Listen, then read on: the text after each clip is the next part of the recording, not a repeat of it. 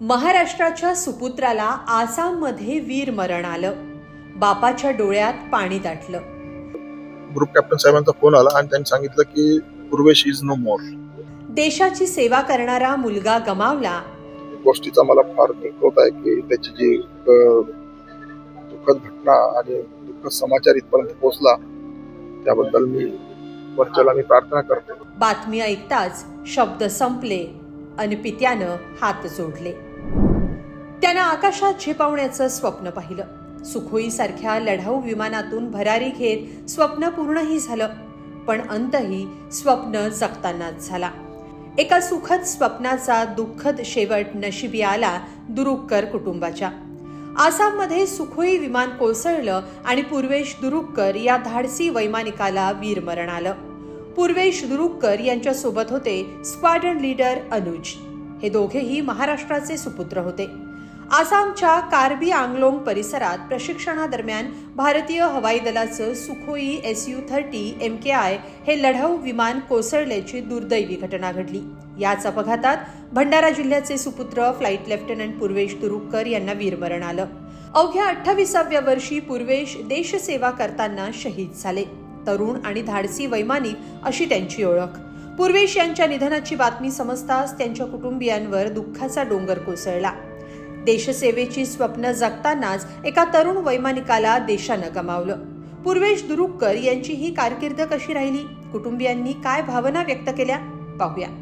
Flight lieutenant Purvesh दुरुक्कर हे भंडारा जिल्ह्यातल्या शहापूर गावचे रहिवासी होते. पूर्वेश यांनी लहानपणापासूनच देशसेवेची जिद्द मनात बाळगली. पूर्वेश यांनी संरक्षण क्षेत्रात काम करायचं आणि फायटर पायलटच बनायचं हा निर्धार केला होता, असं वडील सांगतात. त्यानुसार पूर्वेश यांनी डिफेन्स सर्व्हिसेस ज्युनियर कॉलेजमधून शिक्षण पूर्ण केलं. भंडारा जिल्ह्यातल्या शहापूर इथल्या DSA मधून लष्कराचं पूर्व शिक्षण घेत हवाई दलात प्रवेश मिळवला. अवघ्या 3 वर्षांपूर्वीच त्यांचं हे प्रशिक्षण पूर्ण झालं आणि ते वैमानिक म्हणून सेवेत दाखल झाले. प्रचंड मेहनत, चिकाटी, धाडसी आणि शिस्तबद्ध स्वभाव या गुणांच्या जोरावर पूर्वेश उत्तम वैमानिक झाले आणि सुखोई सारख्या लढाऊ विमानातून आकाशात झेपावण्याचं त्यांचं स्वप्नही पूर्ण झालं. तरुण वयात मिळालेल्या या यशाचा कुटुंबाला अभिमान असल्याचं वडील सांगतात. पण पूर्वेशच्या अचानक जाण्यानं कुटुंबावर दुःखाचा डोंगर कोसळलाय. पूर्वेशच्या विमानाला पहाटे अपघात झाला.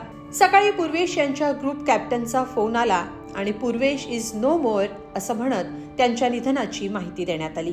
तेव्हा काय घडलं, रवींद्र दुरुक्कर यांनी काय सांगितलं, पाहूया. सकाळी माझे व्याही आणि विहीनबाई आमच्या घरी आल्या 7:30च्या दरम्यान आणि त्यांनी 7:35ला मला इन्फॉर्म केलं की अशी घटना झाली आहे. त्याबद्दल अजून ऑफिशियली अजून काही मेसेज आला नाही आहे.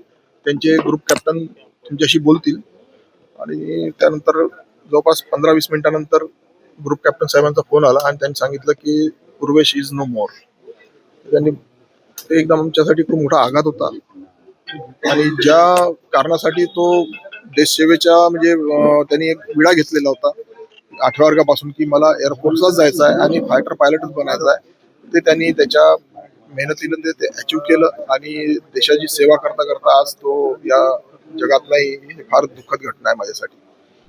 जर कोणी असेल तर तो मी आहे, कारण माझे दोन्ही मुलं चांगल्या पोस्टवर, चांगल्या ठिकाणी आणि त्यांच्या इच्छेनुसार, त्यांच्या स्वप्नानुसार त्यांनी अचीव केलेलं होतं. त्यामुळे माझ्यासारखा म्हणजे ज्याला आपण संयमी म्हणा किंवा समाधानी वडील त्यांना मला फार अभिमान होता माझ्या मुलांचा. पण आज त्या गोष्टीचा मला फार दुःख होत आहे की त्याची जी दुःखद घटना आणि दुःखद समाचार इथपर्यंत पोहोचला त्याबद्दल मी वरच्याला प्रार्थना करतो. पूर्वेश यांचे वडील रवींद्र दुरुक्कर हे रेल्वेचे निवृत्त कर्मचारी आहेत. सध्या ते पत्नीसोबत राहतात, तर पूर्वेशच्या बहिणीचा विवाह झालाय. बुधवारी कुटुंबियांसोबत फोनवर पूर्वेश यांच्याशी अखेरचा संवाद झाला, पण हे बोलणं अखेरचं आहे याची कुणालाही कल्पना नव्हती. परवाच्या दिवशी बोलणं झालं होतं. कौटुंबिक आमचं जे ग्रुप डिस्कशन ग्रुप चालायचा व्हॉट्सअपवर. ग्रुपमध्ये आम्ही बोलायचो, मुलगी, जावई, मुलगा, आम्ही सगळे मिळून. त्यात आपल्या नेहमीच्याच रुटीन गोष्टी बोलायचं. जेवला की नाही, काय जेवला, काय नाही, काय खाल्लं, त्यानंतर आज काय ऍक्टिव्हिटी केल्या. मुलीला विचारायचं, मुलगी त्याला विचारायची की तू असा कर तसा कर. तर ते सगळं डिस्कशन चालायचं. पूर्वेश दुरुककर देशसेवेसाठी समर्पित होते. सध्या त्यांची पोस्टिंग आसाममधल्या तेजपूर इथं होती. पण त्याआधी त्यांनी एका मोठ्या लढ्यात सहभाग घेतला होता. ते होतं ऑपरेशन सिंदूर. काश्मीरमधल्या पहलगाममध्ये पर्यटकांवर झालेल्या भ्याड दहशतवादी हल्ल्यानंतर लष्करानं ऑपरेशन सिंदूर राबवलं होतं. यात पाकिस्तानात घुसून अवघ्या 25 मिनिटात 9 प्रमुख दहशतवादी ठिकाणांचा खात्मा भारतीय लष्करानं केला होता.